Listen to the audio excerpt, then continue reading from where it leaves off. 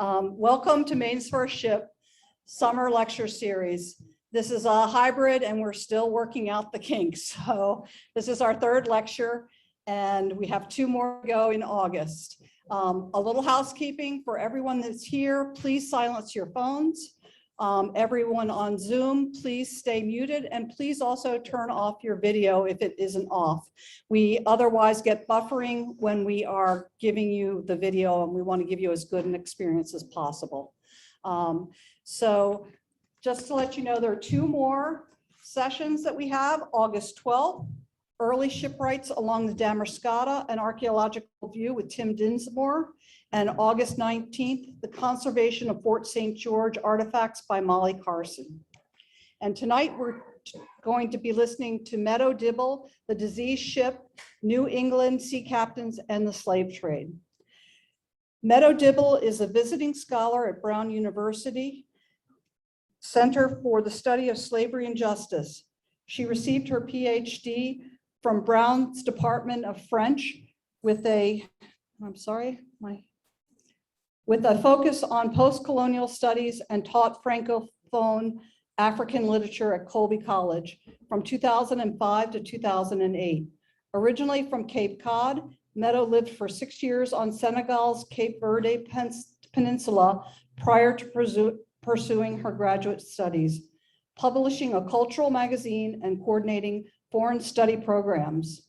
In 2018, following awakening to the reality of her hometown's deep investment in the business of slavery, she launched Atlantic Black Box, a public history initiative devoted to researching and reckoning with New England's role in the slave trade. Meadow has been serving as an editor of the International Educator newspaper since 2014. Please join me in welcoming Meadow Dibble.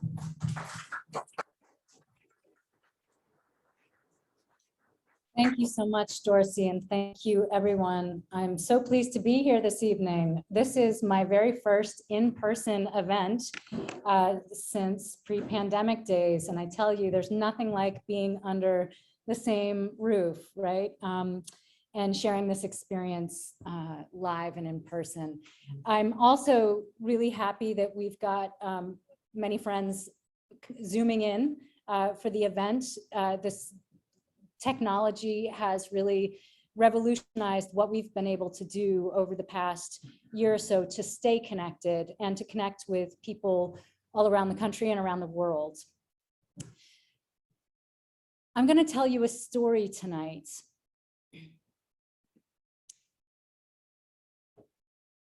It's 1819, we're in Boston Harbor. If you'd been standing on the Long Wharf exactly 202 years ago, you would have smelled it long before you saw it. The putrid odor that blew into the port that day made the entire city sick to its stomach. Dock workers, well accustomed to unpleasant odors, suddenly found themselves doubled over, wrapped in a sickly embrace, so suffocating they would talk about it for years to come. Even customs officials sitting in their stately offices were not spared the revolting stench. Merchants, laundresses, caulkers, candle makers, street kids. If you were human and you had a nose, you couldn't help but stop whatever it is you were doing to scan the horizon for the source of the corruption. And then it appeared. The 10 brothers, the long-awaited tall ship belonging to some of the biggest names in Boston shipping. Humphrey, Lyman, Dodge, Thorndike. These were the sons of New England's wealthiest, most influential merchant traders, at least one of whom had made a great part of his fortune in the slave trade. When they launched this joint venture 11 months earlier, this group of trust fund kids had expected it to reap major profits. And now their ship had finally come in. Only, mortifyingly, it was reeking to high heaven. Worst of all, from an investor's point of view anyway, there was very little cargo in the hold, mostly just stones in ballast. It's a matter of common remark that no ship has arrived in our harbor for many years in so foul a state as the 10 brothers, attested one witness. It has been stated by people of veracity that the ship was extremely foul, echoed another, so as to be offensive to the senses even when coming up the harbor. What exactly had happened on board this ship after its crew of Cape Cod men pulled anchor and sailed for Sierra Leone 11 months earlier on September 1st, 1818? What cargo had the vessel carried from West Africa to the West Indies?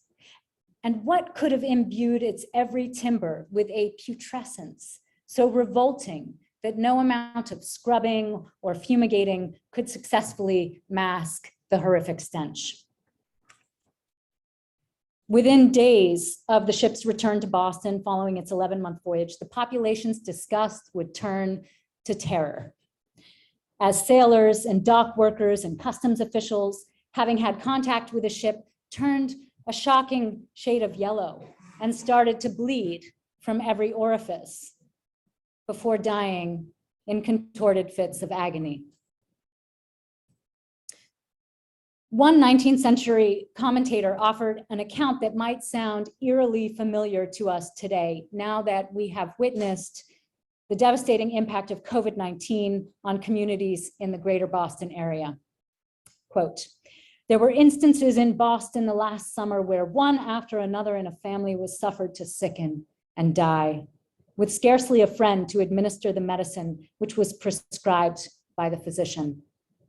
Neighbors were afraid to aid each other, although in reality exposed to the same common danger, and brother was afraid to visit brother.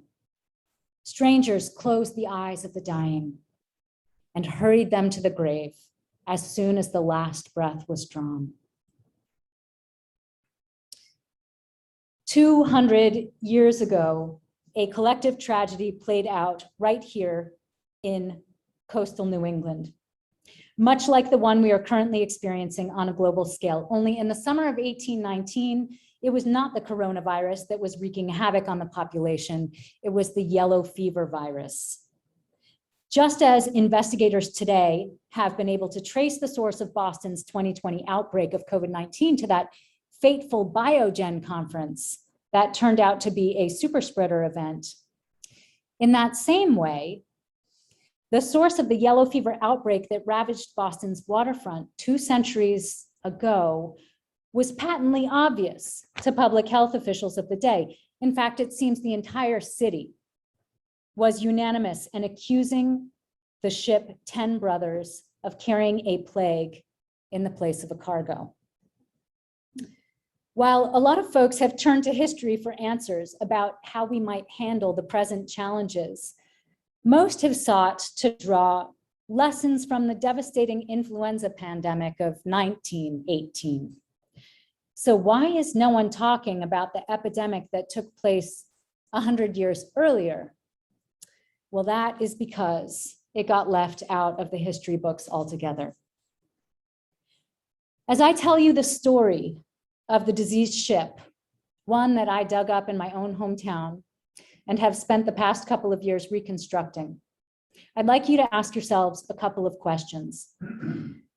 How could a story this big have been omitted from the historical record and entirely forgotten? What does this oversight suggest about the way New England's history was written? What does it tell us about the way our regional identity was constructed? And does it matter that we know our history? And if so, why? I hope we'll get to talk about that in the Q&A.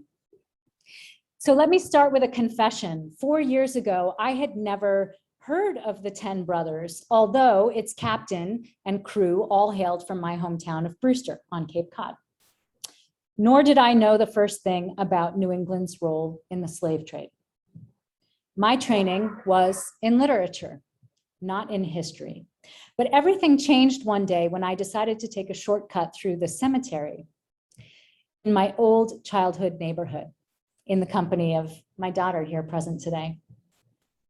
And I happened, well, that's actually her hand that you can see on top of the headstone. I happened upon a white marble headstone where it was inscribed, Benjamin Crosby died in Africa, 1795. Africa, I thought, what had Crosby been doing there? I had spent 6 years in West Africa myself, straight out of college. And though I was cautious at this moment of encounter not to jump to any conclusions, I felt certain that our motivations, mine and Crosby's, were worlds apart in going. Could Crosby, I wonder, have been involved in the slave trade? Could all of the other Cape Cod sea captains who we so celebrate, or some of them, or a certain number of them, similarly been involved in the slave trade? So I went to the library. There were no books on the topic: Cape Cod slavery, Cape Cod slave trade, Cape Cod Africa, Cape Cod West Indies. I went to the Historical Society and asked the question to all of the folks there who are very familiar with our local history. And I got a couple of sort of equivocal answers. No, we were definitely not involved in the slave trade, though we were trading in the West Indies, but it sort of sounded the way they, talked about it like it was some kind of benevolent act. I went to the town hall, to the historic town vault, and I suffered the stare of the town clerk, who I asked to go down to the basement and pull up every town record since 1700. Found nothing, no smoking gun that suggested our guys were involved in the slave trade. I asked my friends, my family, anyone who would listen, do you know? Could this be? Finally, I learned that our town's founding father, our most prominent sea captain, had sailed to Africa. And I was in luck because he had written a memoir. What I'm showing you right now is a sign at the end of the Lower Road Cemetery that was carved by my own father. Far be it from me to want to destroy these beautiful monuments, right, to this proud heritage, our maritime heritage here in New England. But here he is, Elijah Cobb, the man who actually literally created my hometown when he engineered its secession from Harwich in 1803. This is his memoir published by Yale University Press in 1925. And this is the house he built in 1799 that recently underwent a major $1 million restoration and became home to the Brewster Historical Society. From rags to riches, Cobb's story reads like a typical Horatio Alger novel. Do you know these? So the scenario goes, the boy is born into poverty. He manages to overcome his humble beginnings through grit, wit, courage, determination. And if you add to that list luck and charm and good looks, you have got Elijah Cobb. This Brewster boy had gone off to sea at the age of 15.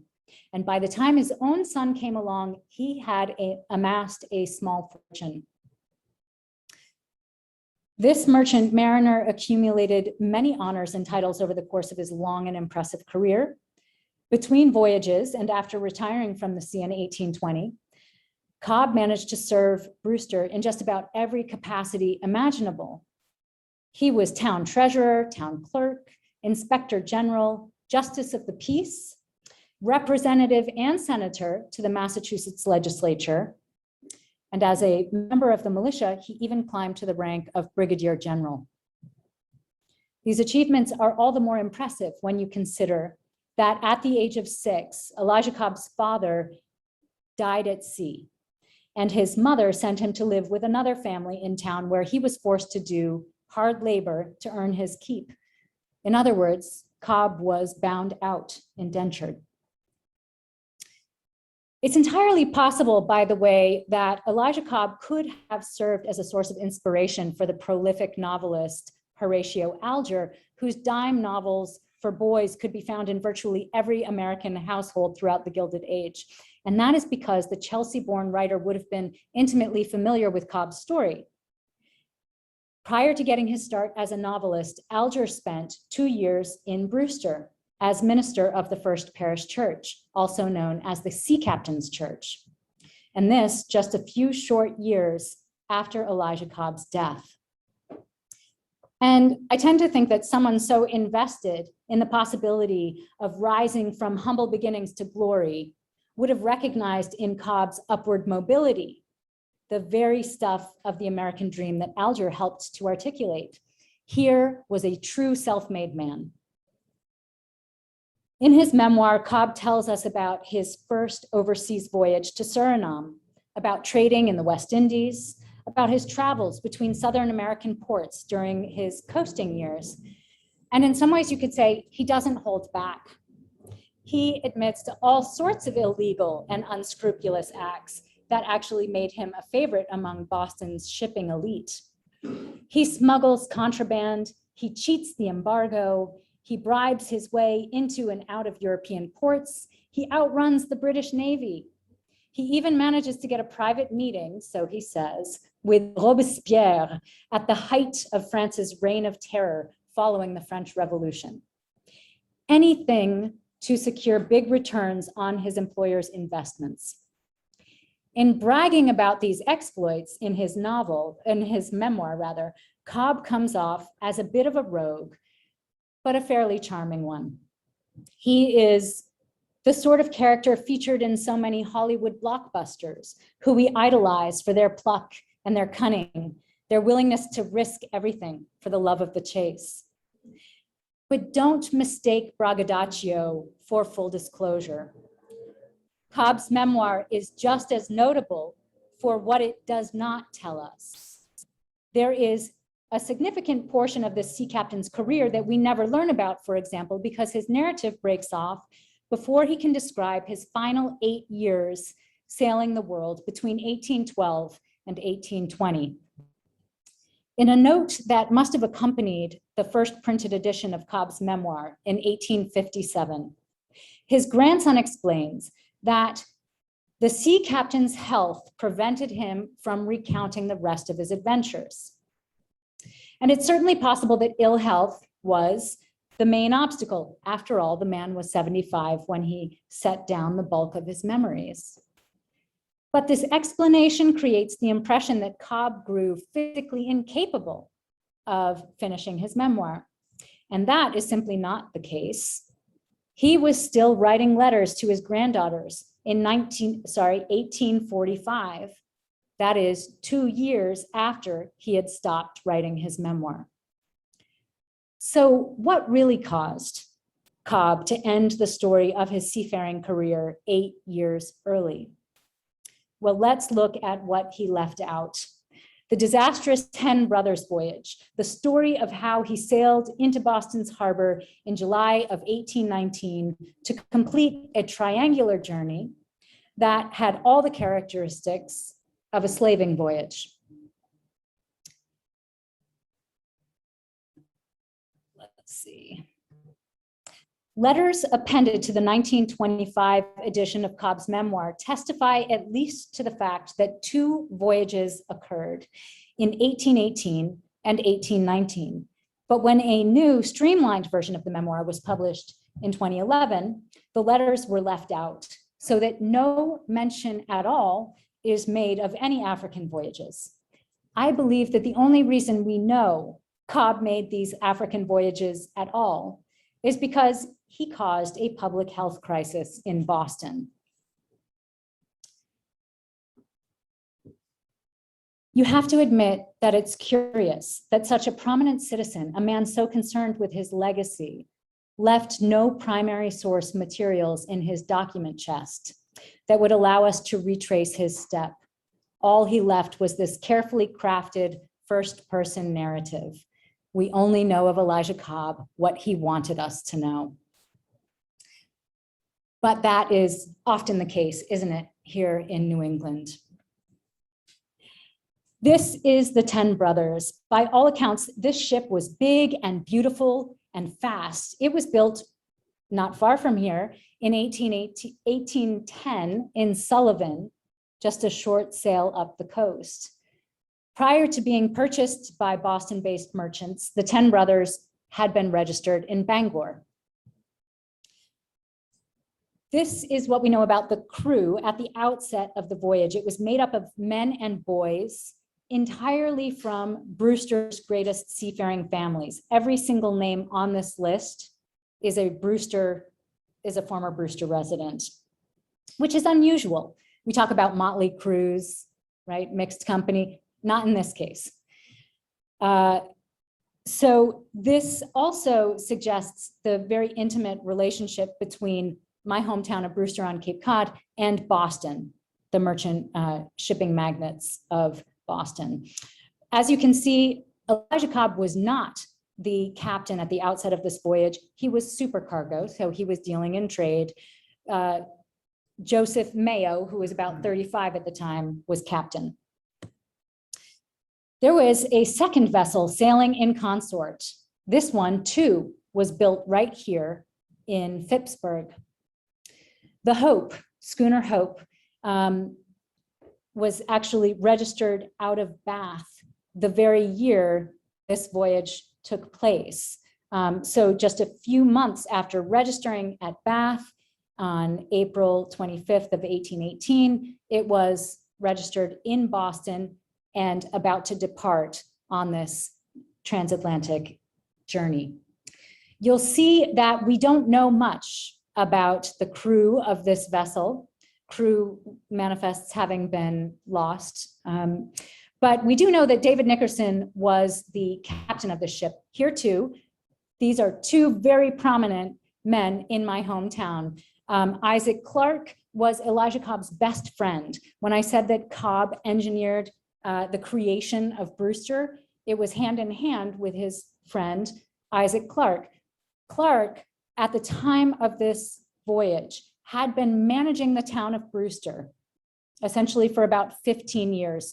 He was living in a beautiful home with his family, and supposedly, according to his granddaughter, he was coaxed out of retirement by Elijah Cobb with promises of a get-rich-quick kind of trip to Africa.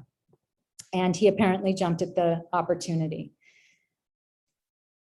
So I'll just note before moving on that slaving voyages were often configured in precisely this way: a large vessel and a smaller auxiliary or tender, as many of you must know. And this one would have been holding food and items of trade. There is another connection between the 10 Brothers and the Hope, and that is that Cobb and Nickerson had both previously captained a different ship, the Monsoon. This implies that they may have been working for the same merchants.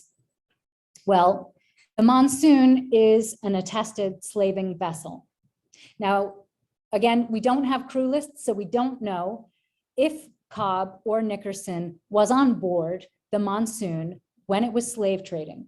It was caught twice in 1805 and again in 1807.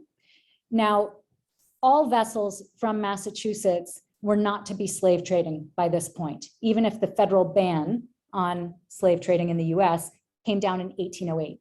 Massachusetts banned slave trading, so Massachusetts and Maine, banned slave trading in 1788. That's why this vessel would have been stopped.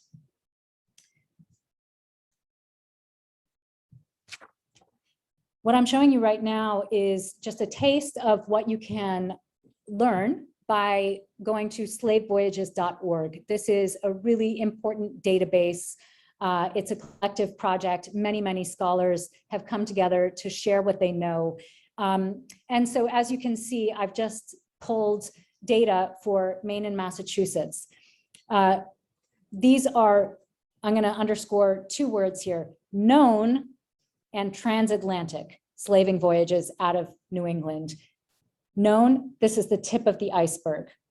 Almost all of the vessels currently listed here, the voyages that are in this database, occurred prior to the ban, right? Prior to 1808.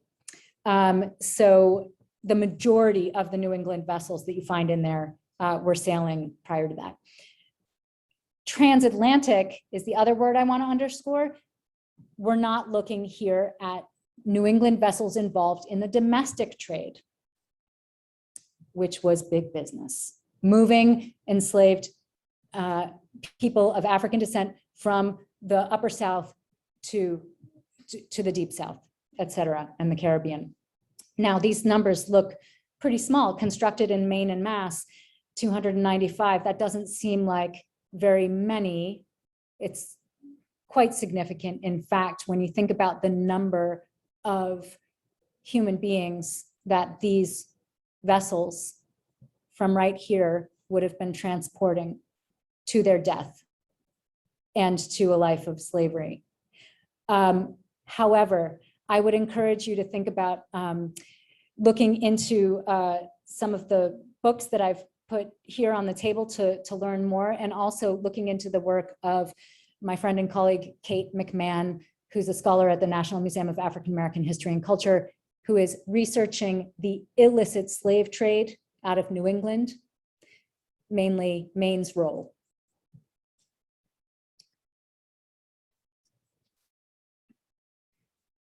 So the voyage. The ship departs Boston on September 1st of 1818 for the west coast of Africa. The itinerary you will see is of a triangular nature. Very typical, right, of a slaving voyage. Only in this case, this couldn't have been a slaving voyage, right? Because it was taking place a full 10 years after the federal US ban on slave trading. Well, the reality is the practice continued long after the ban. So they indicate that their cargo that they're trading with consists of tobacco, rum, cloth, and hardware. Could be guns, could be weapons. This is a cargo typical of a slaving voyage. Their first port is at Lomboko in the Galinas region of Sierra Leone. This was prime slaving country. It was the main industry in this region. The illegal slave trade thrived here. US ships, as you will note, could not be boarded by British vessels. This made the American flag very sought after by slave traders of all nations. Lomboko is where the slaves from the Amistad had been taken, if you're familiar with that story. It was considered the white man's grave, this area of West Africa, mainly due to the presence and prevalence of yellow fever and malaria. But many mariners from New England considered that the risk was worth it. So lucrative was this trade. But of course, white men were not the only ones dying at Lomboko. This was a slave fort, as you can see. It was known as a capital of cruelty, a place of mass death. So whether or not Cobb and his crew were trading in slaves, doing any business here and hereabouts, they would have not only witnessed these horrors, but they would have been complicit in them. The vessel moves on. And at this point, it's the 10 Brothers is sailing. It has not yet met up with the Hope, which it will do in Ghana. So coasting between Sierra Leone and Ghana. So what were they looking to trade for? Well, ivory and gold dust, Cobb claims, and perhaps that's true. There was legitimate trading going on in this region, but scholars say that vessels that were interested in purchasing ivory and palm oil, camwood, and gold dust would have likely also been trading in slaves. So the legitimate cargo of goods would have been complemented by the much more lucrative product that was captive Africans. This is Ghana's Elmina slave castle, then and now. And so now the vessels are sailing together in consort, and they leave the coast for Principe, also known as Prince's Island. These were Portuguese holdings, had been since the 1500s.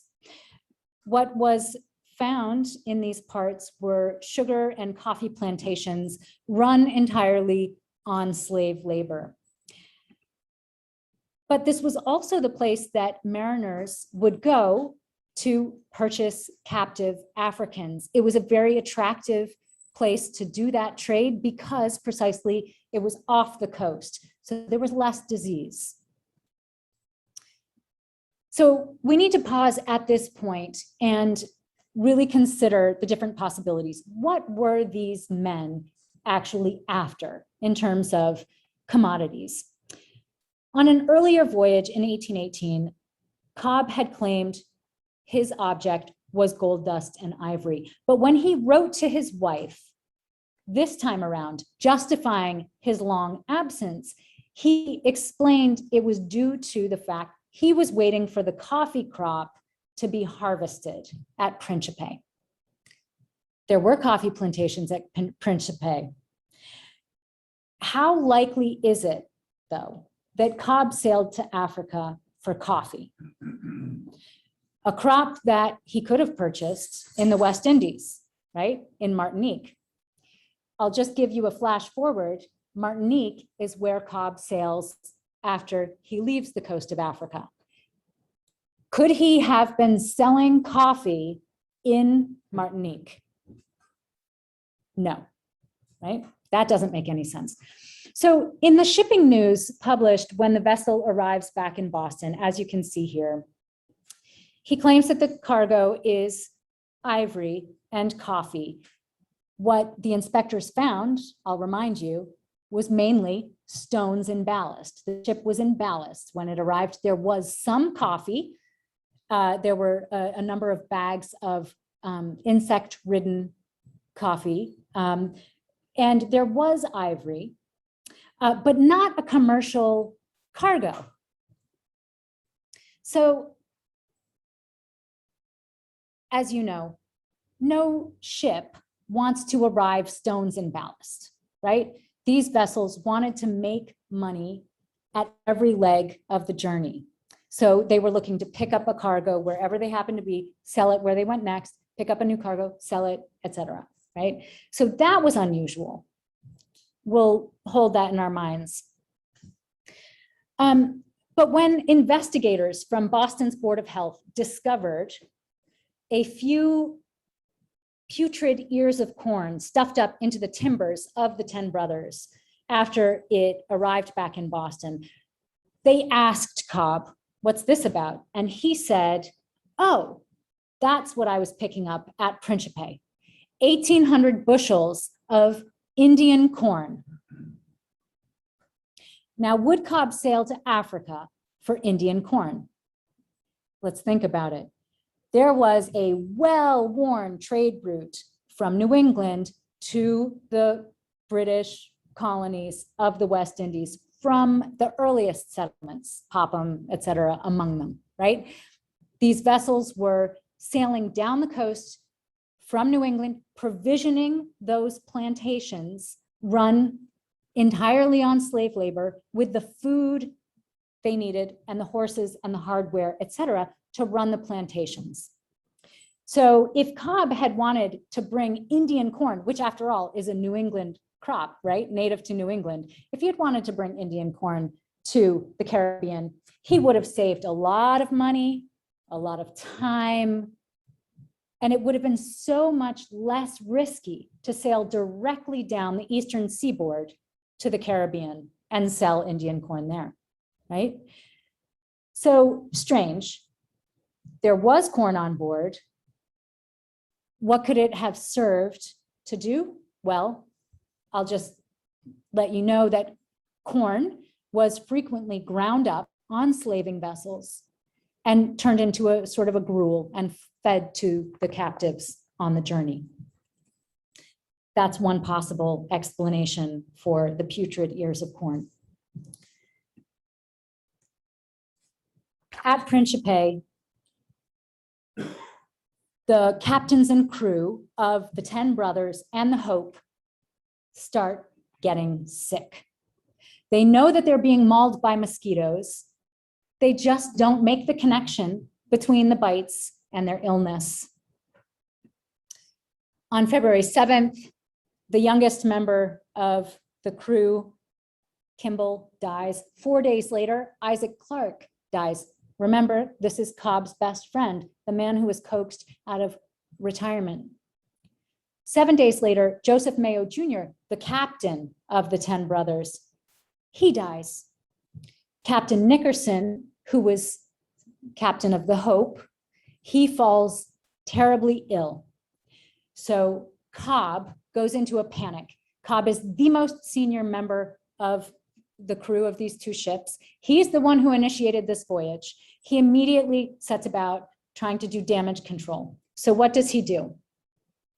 He knows that what he's got on his hands is an outbreak of yellow fever. Of course he does. He's been sailing the Atlantic for over 40 years. Yellow fever is something, as I showed you at the outset, you know it when you see it, right? Black vomit, all that. But Cobb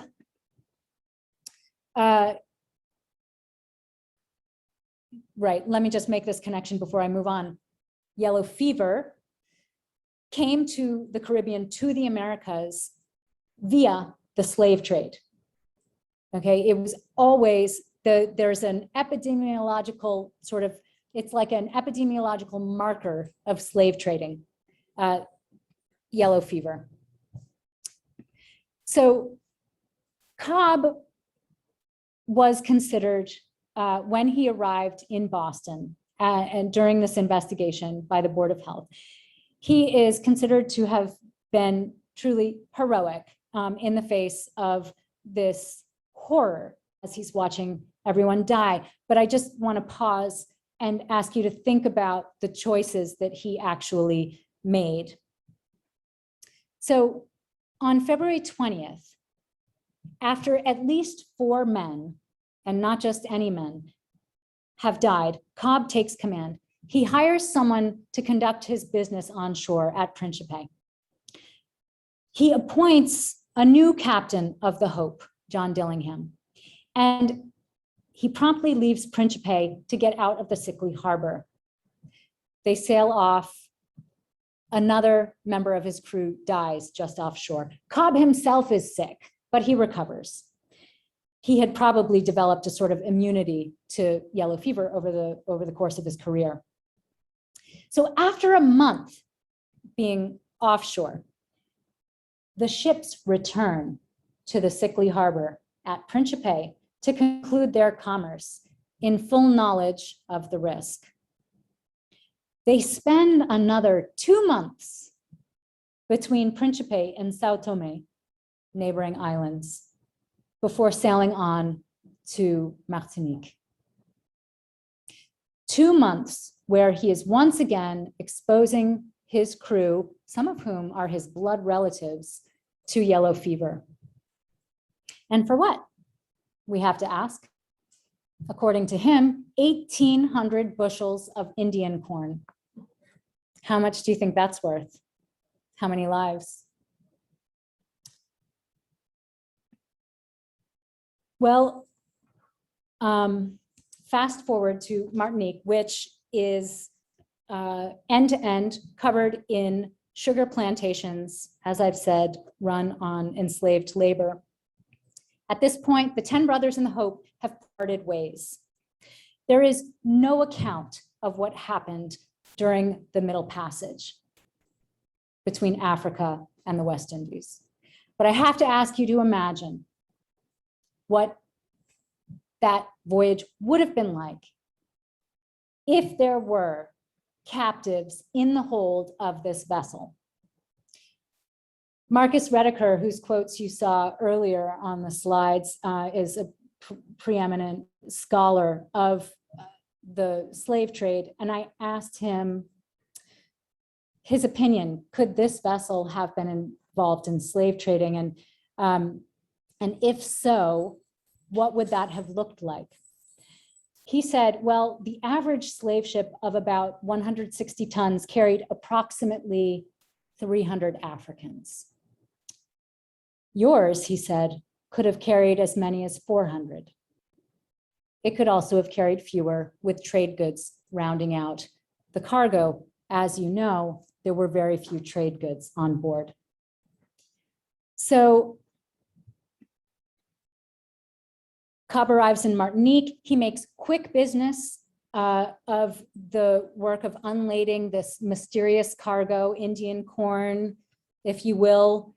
And wouldn't you know it, there is an outbreak of yellow fever in Martinique in 1819. After just 1 week, the 10 brothers sails back to Boston. It's a short trip, 19 days. And so why didn't he take a cargo on at Martinique? Why wouldn't he have done that? Go ahead. Do you have an idea? Well,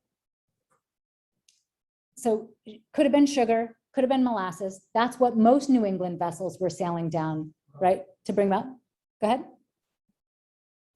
You have a thought? Rum. Could have been bringing up rum. That would have been a fine commodity to sell in New England. Why nothing?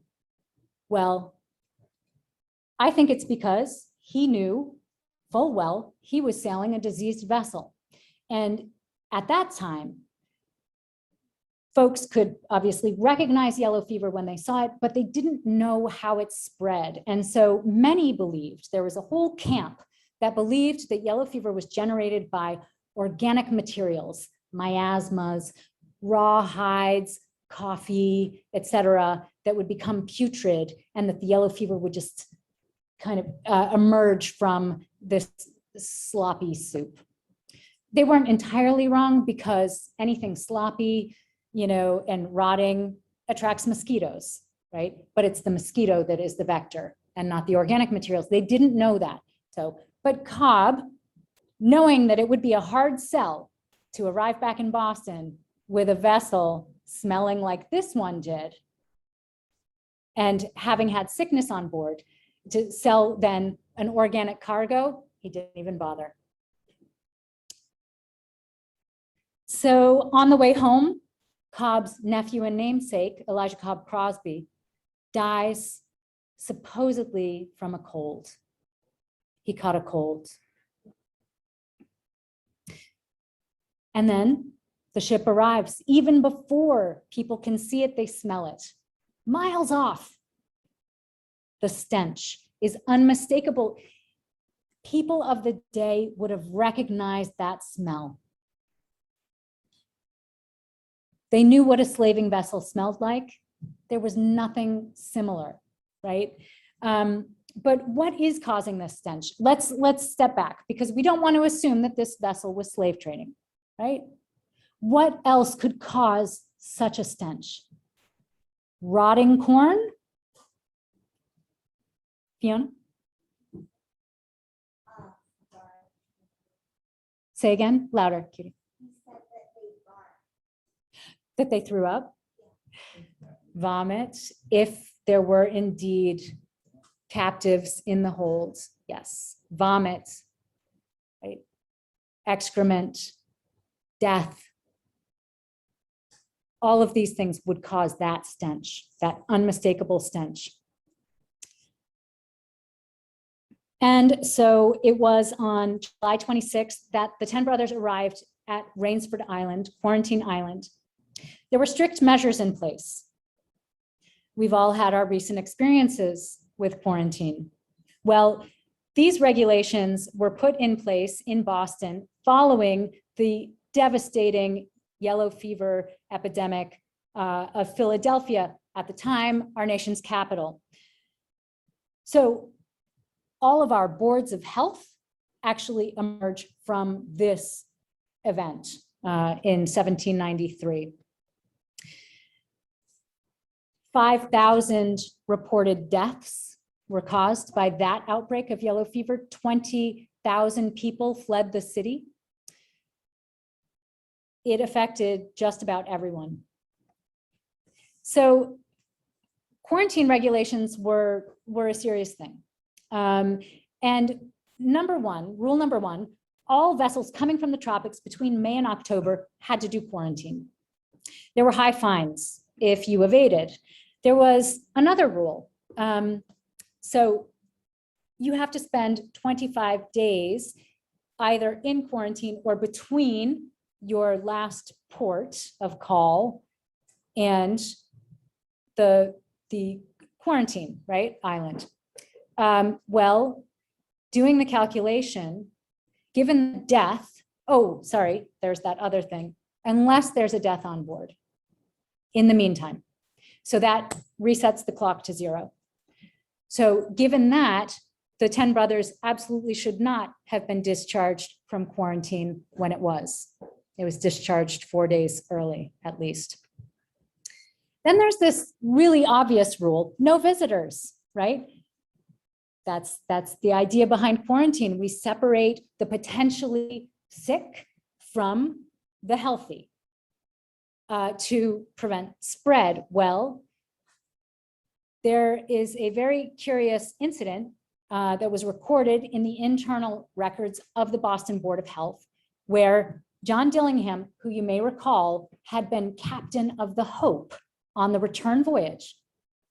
He, Elijah Cobb's wife, Cobb's young son, Albert, Cobb's older son, who's running his business affairs in Boston, and his nephew, they all get on a little packet boat and they are sailed out to Rainsford Island from Boston so that they can board the 10 brothers before it sails into Boston Harbor. That's strange. They're breaking the rules. They didn't have a permit. Why would they do that? Dillingham just got back from Africa, and here he is going back to quarantine after 2 months home. Very strange.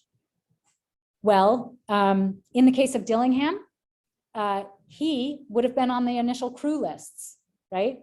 So was it possible, perhaps, that Cobb was trying to fill the ranks of his crew? Maybe make it seem as though not so many people had died on the journey? Likely. Why bring his family on board? Honey, please join me on the deck of the most foul vessel to enter Boston Harbor for a sunset drink. Very strange. But now imagine the 10 brothers sailing into Boston Harbor. And it's a beautiful photo op, right? His wife, his sons, his nephew. Well, we'll come back to this.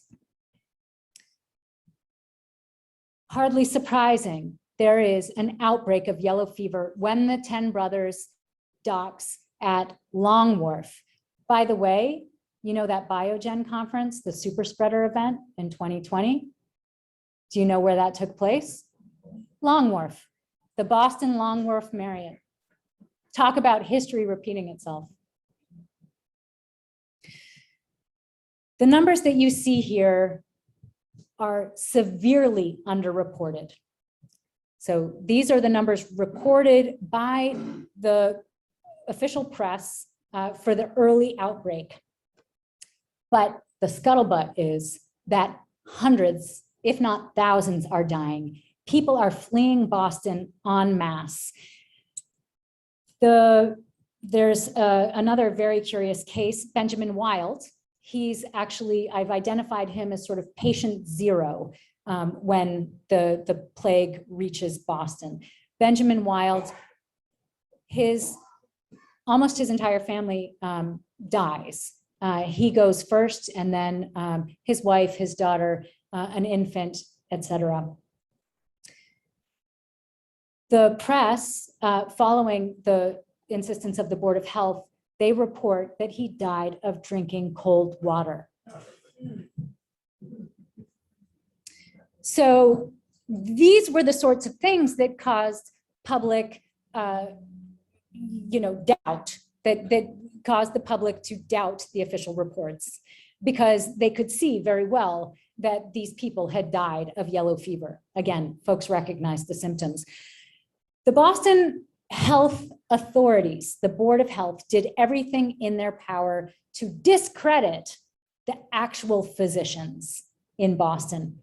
So the folks on the Board of Health were not physicians. These were political appointments. The physicians are coming to them saying, we've got yellow fever. And the Board of Health is saying, nope, that can't be true. Why can't that be true?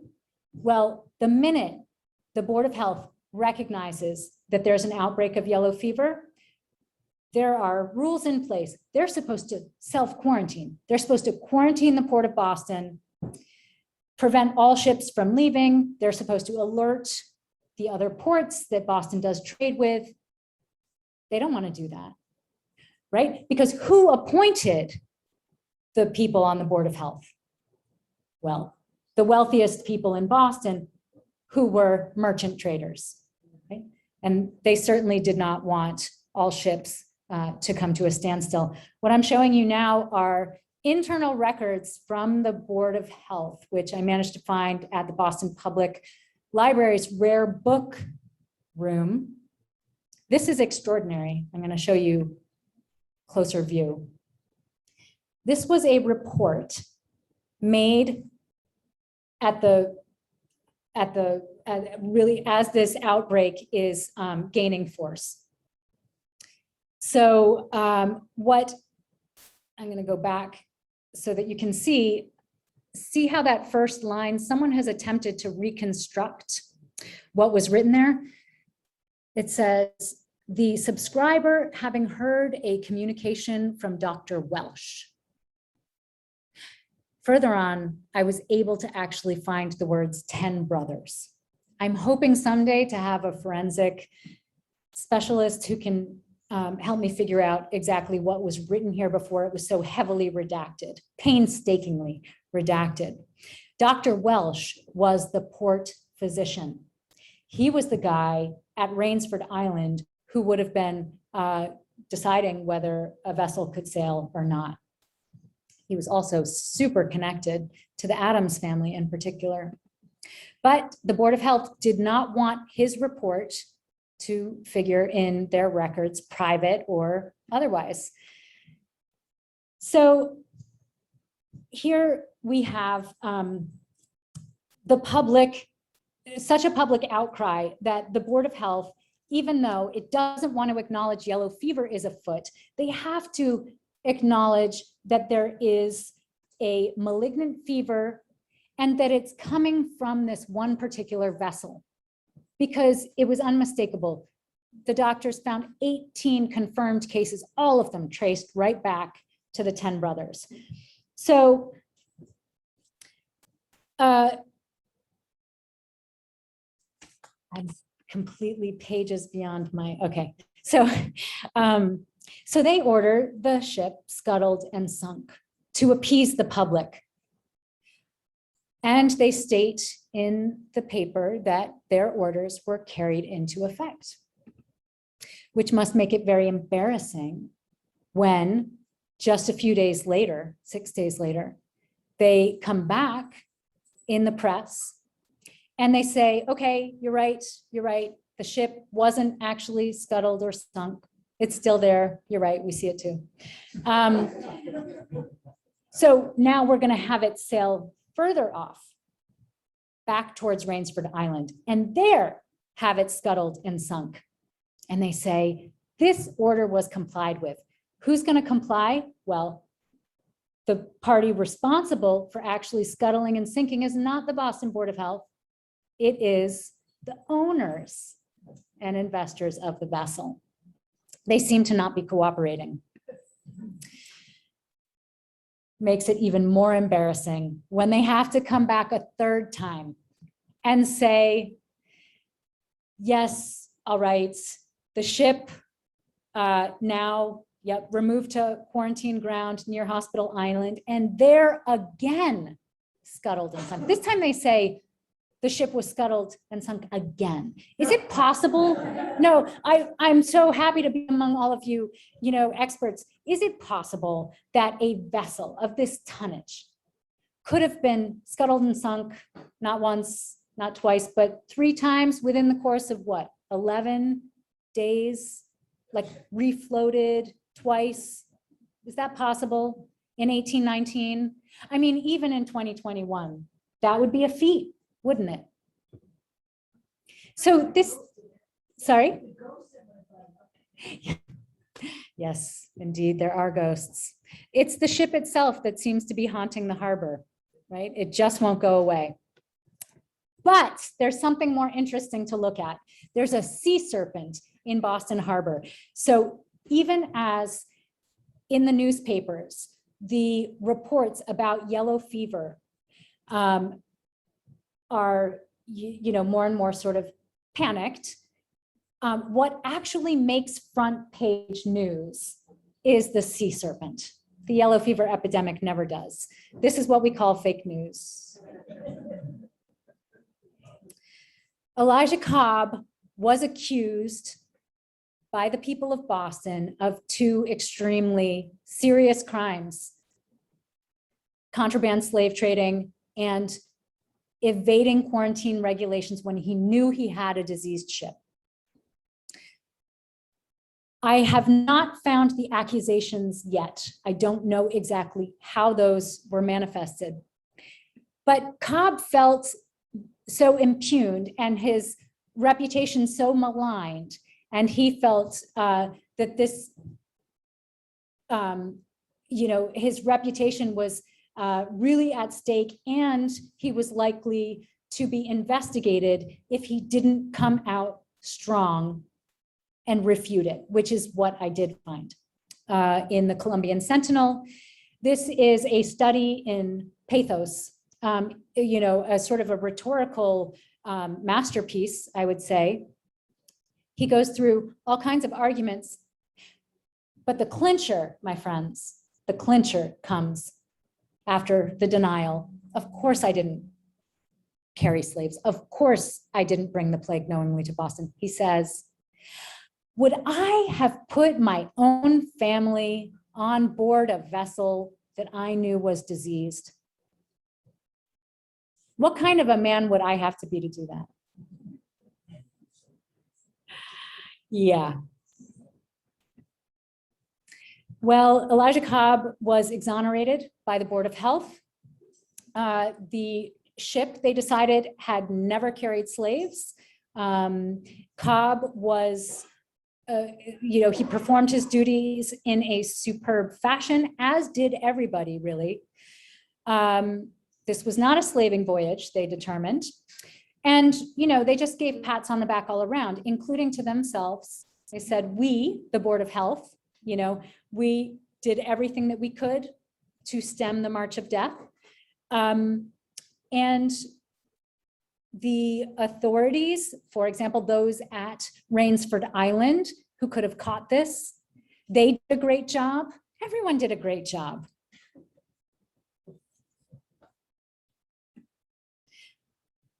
There is a claim that we need to examine here.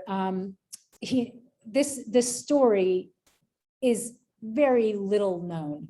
I mean, there are just a couple people who have written about it, one in my town, and so it's just loose leaf papers at the library. And there's a man in Boston, he was a scholar at Boston University, Blake, who noticed that in 1819, there was a yellow fever epidemic in Boston. Now, in both cases, it was assumed that the 10 Brothers was actually destroyed. And so that's what I thought, naturally. But today, thanks to Google, we have access to digitized documents in a way that we never have before. So I simply Googled 10 Brothers ship, and what I found was a logbook at the Peabody Essex Museum Library, the Phillips Library, dated 1820 for a ship, 10 Brothers. Now, the master was said to be Moses Bond. This was his logbook. And I thought that cannot possibly be the same 10 Brothers because my ship was sunk, if not once, twice, then 3 times, right? Well, it was the very same ship. I consulted the Massachusetts Ship Registry, and there's a very clear chain of ownership. The ship is described in exactly the same terms. In fact, one of the owners during one of the investors of that voyage of 1819, he continued to stay on. That is Humphrey, Benjamin Humphrey. He didn't give it up. He stood by his ship, and when it sailed on to Salvador, Brazil, which is the #1 destination for captive Africans in the whole of the 400-year slave trade.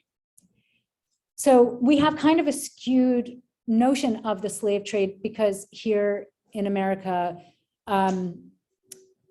slavery was so present. And by the time of the Civil War, we had about 4 million enslaved people of African heritage. Well, only 400, no, sorry, why am I getting this number wrong all of a sudden? 400,000 people were shipped from West Africa to North America during the course of the slave trade. But as we know, those they were essentially made to reproduce, to increase the labor force.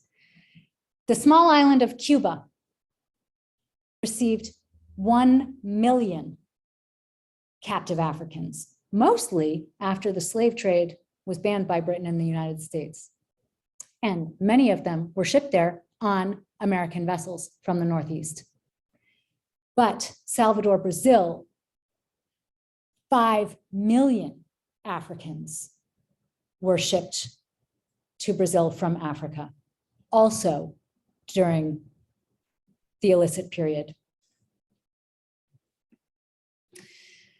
There's a second important claim we need to consider, and that is that the contagion was contained. So most people, again, believed the ship had been sunk and that was that. The risk was mitigated and we took care of the problem. Well, that is not true either. The plague spread to New York. And in New York, again, every city, every authority has an interest in downplaying the numbers. So don't believe any of the numbers that you see here, but still, this is significant. All of Lower Manhattan was impacted by this yellow fever epidemic. The citizens fled by the thousands. And Boston was quarantined by New York. New York pointed directly to the 10 brothers and said, "You gave us your plague." Why would that be? Well, imagine that when the 10 brothers arrived at port in Boston, how many other vessels were there? Now, if the customs official, he comes on board the 10 brothers, he goes down into the hold, so do the longshoremen, right? So do lots of people to unload the cargo. They get bit by mosquitoes carrying the yellow fever virus.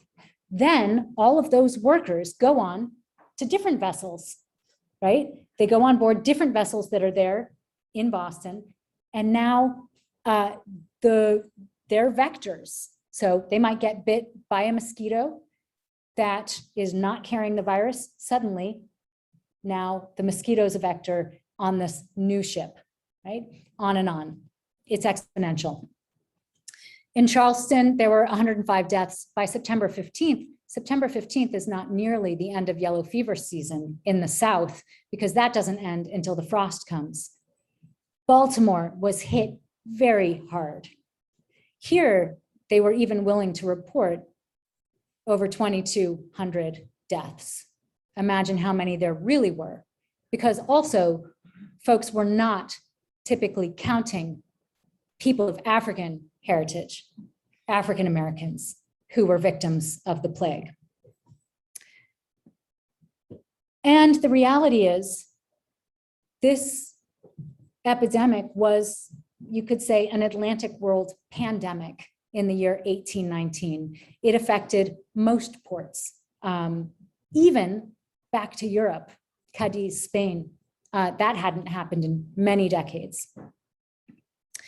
But what did the Boston Board of Health do? They shrugged their shoulders. They said in their report, diseases are heaven's messengers. This is the will of God. This is the Board of Health saying this. No, that's an egregious negligence of duty and shirking of responsibility. The Board of Health exists to prevent this sort of tragedy from happening. Elijah Cobb, what became of him? Well, after so many of his friends and family died, he went back to his comfortable mansion in Brewster, and he lived to the ripe age of 80. So it was at this point, now imagine, I told you all of those people, they were from Brewster. So are they mad at Elijah Cobb when he comes back and their sons have been killed, their husbands have been killed because of his decisions? Are they mad at him? They're not. I mean, maybe for a little while, maybe there's some resentment, but remember, he was covered in honors. It was after this voyage that he got all of those appointments in town and that he was named to the state legislature. So that suggests people had his back. Why would they have done that? Well, they knew the risks. It was a complicity of silence. These are the men who died that we know of on board the vessels. But there he is. And on his tombstone, it reads, "The end of the upright man is peace." I'm going to stop there. I know I've taken more time than I should have, and I really want to hear your questions. So thank you all for being patient and listening.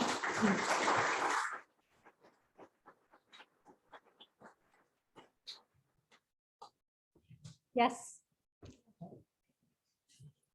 So can I conclude that the ship went to Africa, picked up a load of slaves to go back to Boston, and got sick on the way, he died? That's So, yeah, I like to let people come to their own conclusions here. And, you know, I think that this is a particularly useful story to tell precisely because it puts the onus on all of us to really do some thinking and decide what we think is reasonable. Elijah Cobb was given the benefit of the doubt for 200 years, right? He still is, because he's still enshrined in my hometown. But I presented evidence to you today that's highly suggestive that this was a slaving voyage. There is additional evidence, but what I can tell you what I believe. I believe that this was, in fact, a slaving voyage, and that what I also fill in a little detail, yellow fever was like ravaging the coast of West Africa at the time. And so the captives that would have been put on board the vessel or vessels, right? The 10 brothers and quite possibly the Hope as well. When they were docked at Principe, as the fever was breaking out among the crew, they would have been in the hold of the ship. They would have been suffering from yellow fever themselves.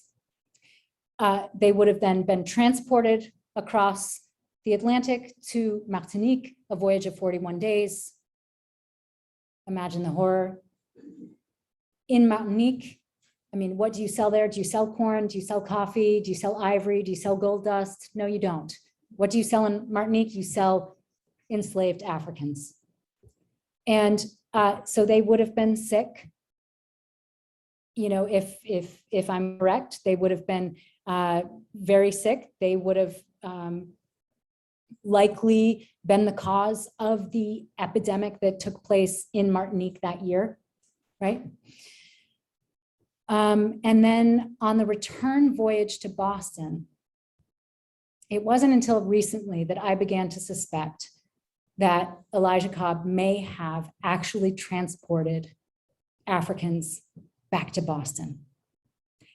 And I say that not because, you know, it's reasonable to think such a thing. I mean, 1819 slaves in Boston? No, we had, right, Massachusetts very proudly in the 1783 onwards had begun phasing out slavery.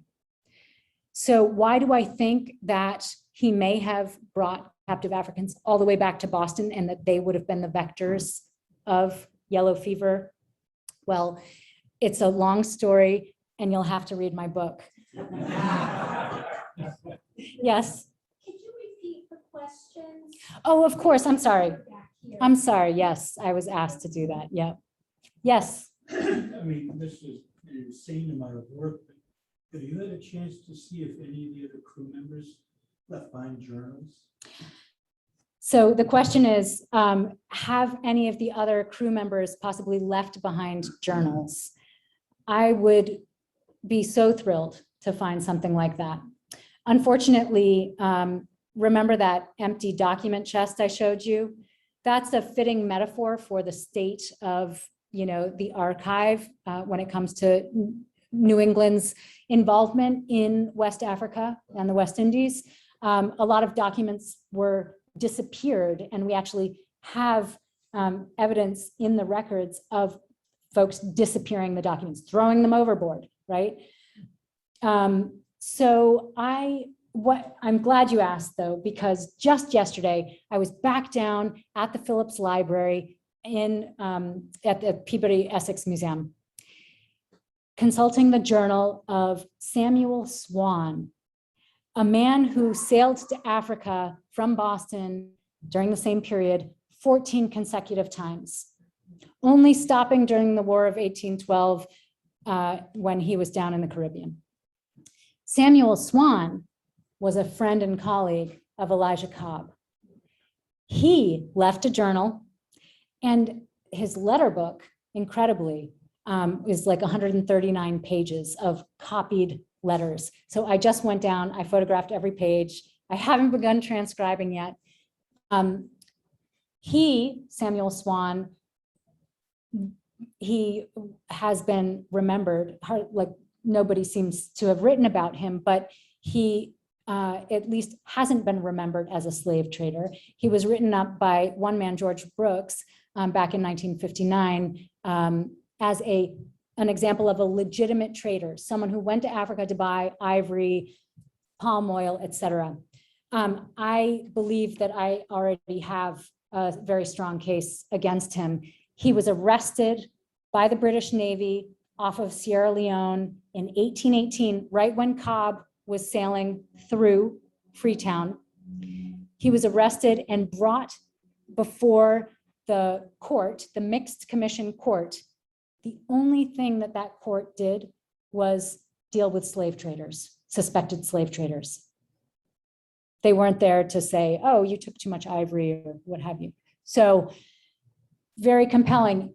If I can get those papers from the British National Archive that show that Swann was caught red-handed, that would be a smoking gun, and it would shine a whole lot more light on this, because Elijah Cobb was really following Swann's playbook in many ways. So thanks. Yeah. In the back. What's the difference in profit between the slave trade and ivory and coffee and whatever. Mhm. It must have been significant to go through all those risks, and it seems like such a horrible thing to be doing. Yes, so the question, if you didn't hear, was what was the difference in profits between dealing in commodities like ivory, et cetera, and dealing in slaves?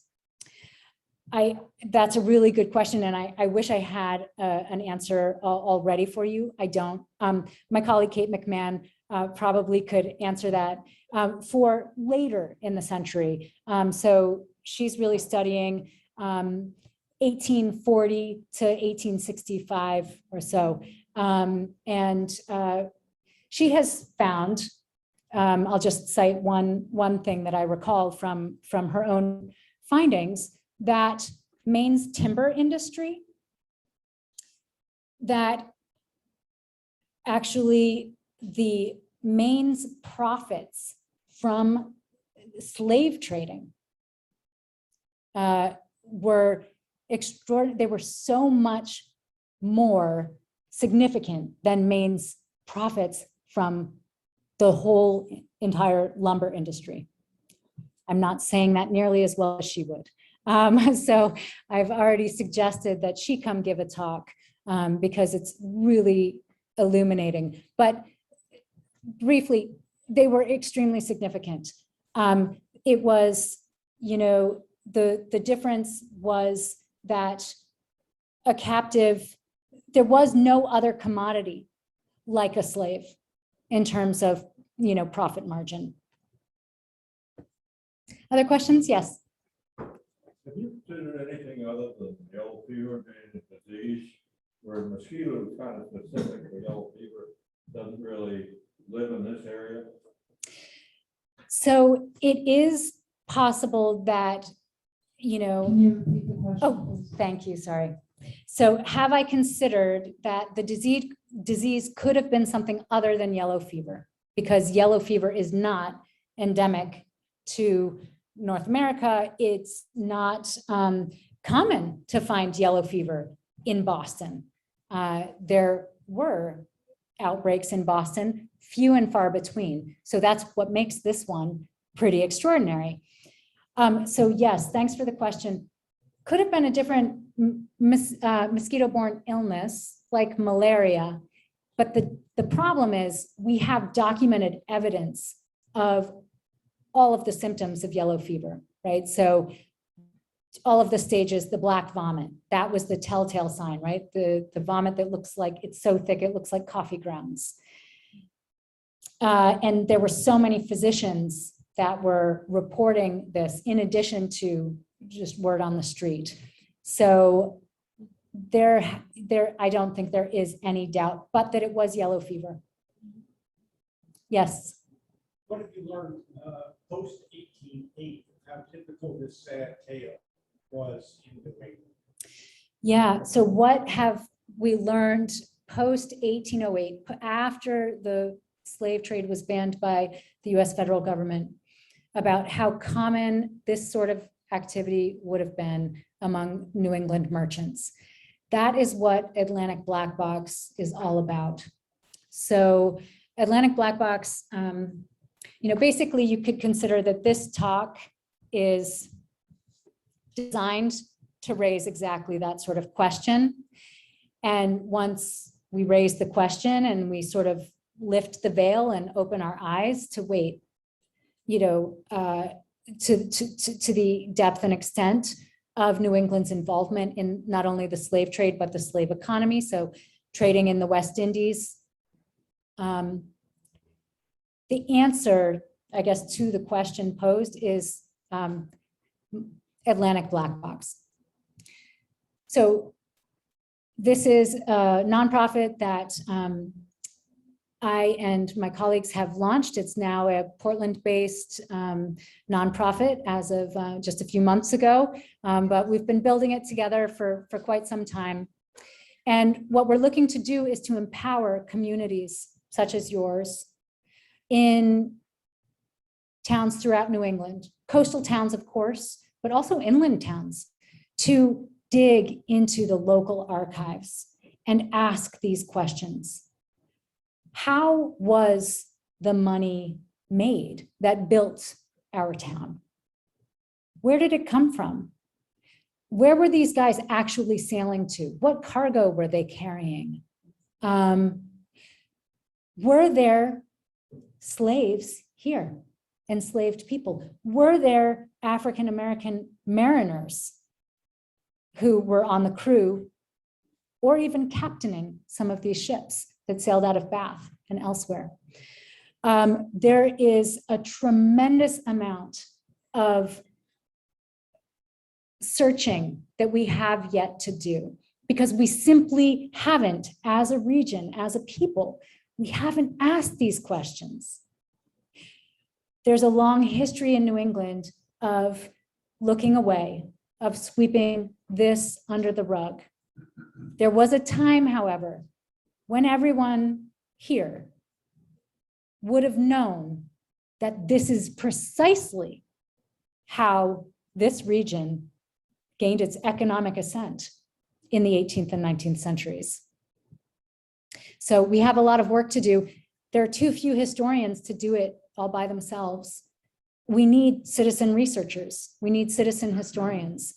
We need folks to go into the local historical societies and the libraries and to look in attics for journals, for letters, for anything that can help to illuminate, you know, the actual character of this merchant trade, which for so long we have simply wanted to look at through sort of a gauzy, romantic lens.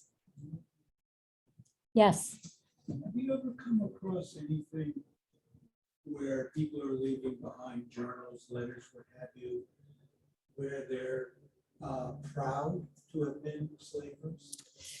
I think nowadays you always think that they'd be embarrassed and they'd hide it and what have you, but were there ever people writing like, oh yeah, I just made it, all the killing fortune on bringing slaves over? So have I ever come across any journals or writings, documentation that would suggest that, people were not ashamed of what they were doing when they were slave trading, that they would have actually just kind of proudly announced, just made a killing? So no, I never have. I never have. And, it's an important question.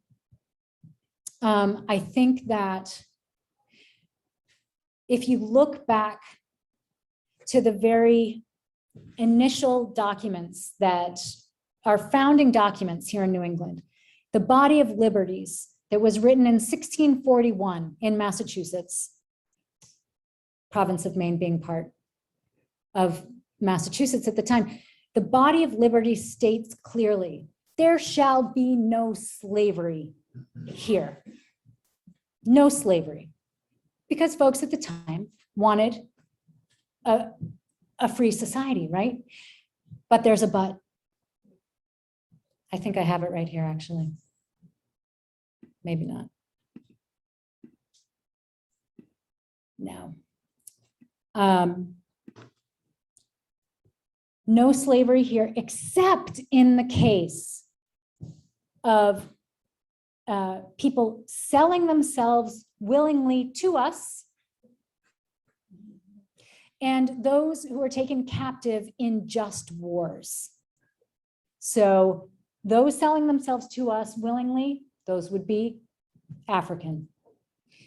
Those taken in just wars, those would be the indigenous people, who, by the way, it's very important to note, were the very first to have been enslaved in New England. This book, Brethren by Nature, establishes that it was, in fact, this is the basis of slavery in the Americas, is slavery of indigenous people right here in New England. Yes. Do you have a reading list Yes. available? Yes. Thank you. Do we have a reading list available? We do. So the website atlanticblackbox.com, and you're all welcome to take these cards. They're more at the front as well. You'll find our website on here.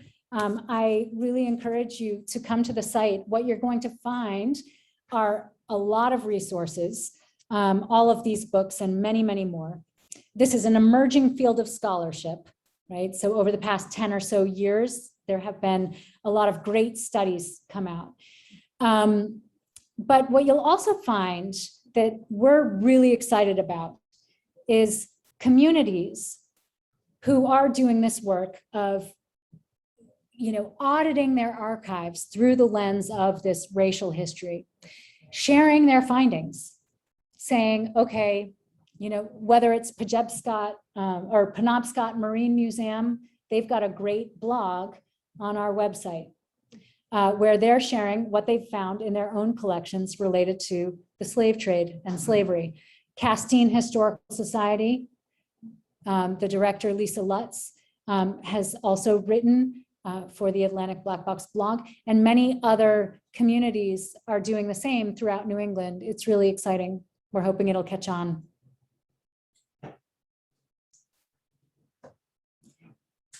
Great. Well, I think it's time, right? It's time. I've abused your patience and your interest, but thank you so much for coming. Really enjoyed the experience.